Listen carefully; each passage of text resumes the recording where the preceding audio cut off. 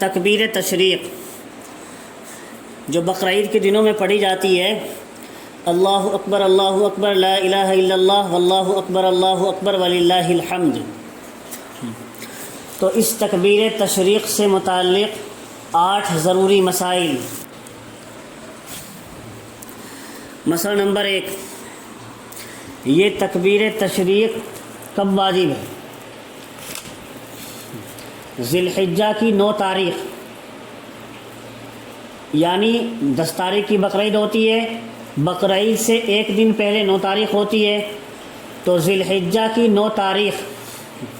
یعنی یوم عرفہ کی فجر کی نماز سے لے کر 13 ذی الحجہ کی عصر کی نماز تک، 12 ذی الحجہ تک تین دن کی بقرعید ہوتی ہے، اس سے آگے ایک دن اور تک عصر کی نماز تک ہر فرض نماز کے بعد منفرد، چاہے نماز تنہا پڑھ رہا ہو آدمی اپنی، چاہے امام ہو، چاہے مقتدی ہو امام کے پیچھے پڑھ رہا ہو، چاہے مرد ہو چاہے عورت ہو، سب پر یہ تکبیر تشریق پڑھنا واجب ہے،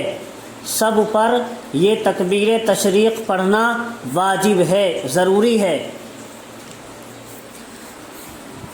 مسئلہ نمبر 2، تکبیر تشریق کے الفاظ فتاوی شامی، فتاوی عالمگیری میں یہی منقول ہیں: اللہ اکبر لا الہ الا اللہ واللہ اکبر وللہ الحمد۔ مسئلہ نمبر 3، یہ تکبیر مرد تو جہرن پڑھیں گے، مرد تو زور سے پڑھیں گے، اور عورتیں آہستہ آواز سے پڑھیں گی، یہ تکبیر مرد تو زور سے پڑھیں گے اور عورتیں آہستہ آواز سے پڑھیں گی۔ مسئلہ نمبر 4، مسبوق بھی تکبیر تشریق پڑھے گا۔ مسبوق اس کو کہتے ہیں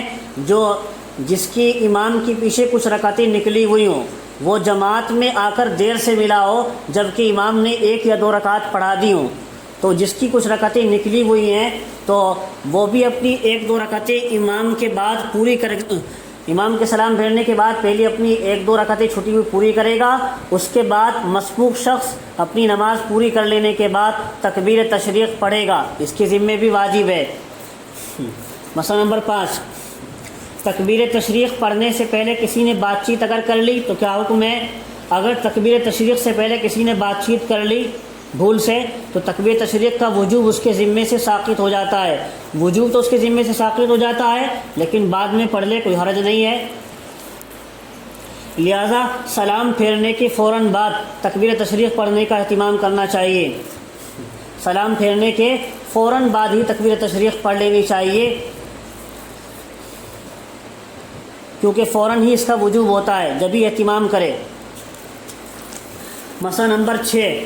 تکبیر تشریق پڑھے بغیر مسجد سے باہر آ گیا۔ اگر مسجد میں نماز تو جماعت سے پڑھی، نماز باجماعت کے بعد تکبیر تشریق پڑھے بغیر مسجد سے باہر چلا گیا، بھول کر فوراً اٹھ کر چلا گیا، تو تکبیر تشریق اس کے ذمہ واجب تو نہیں رہتی، پڑھ لے تو کوئی حرج نہیں ہے۔ مسئلہ نمبر 7، تکبیر تشریق پڑھنے سے پہلے سینہ قبلے سے پھیر لیا۔ اگر سلام کے بعد تکبیر تشریق پڑھنے سے پہلے قبلے سے سینہ پھیر لیا اس نے، تو اس میں تکبیر تشریق پڑھنے یا نہ پڑھنے کے بارے میں 2 روایتیں ہیں۔ سینہ پھیرنے کے بارے میں، سینہ پھیر لینے کے بارے میں 2 روایتیں ہیں کہ ایک روایت میں کہ نہ پڑھنا ضروری ہے، وہ پڑھنا ضروری ہے، ایک روایت میں ہے کہ پڑھنا ضروری نہیں ہے تکبیر تشریق۔ تو احتیاط یہی ہے کہ تکبیر تشریق پڑھ لی جائے۔ اگر تکبیر تشریق سے پہلے قبلے سے سینہ پھیر لیا تھا، بھولے سے پھیر لیا تھا، ادھر ادھر اٹھ کر چل دیا تھا، تو احتیاط اسی میں ہے کہ تکبیر تشریق پڑھ لی جائے۔ مسئلہ نمبر 8، سلام کے بعد تکبیر تشریق سے پہلے بلا ارادہ وضو ٹوٹ گیا، سلام پھیرنے کے بعد ابھی تکبیر تشریق نہیں پڑھ پایا تھا کہ خود بخود وضو ٹوٹ گیا، تو اصح قول یہ ہے کہ اسی حالت میں تکبیر تشریق کہہ لے، اور اس مقصد سے نیا وضو کرنا اس پر لازم اور ضروری نہیں ہے۔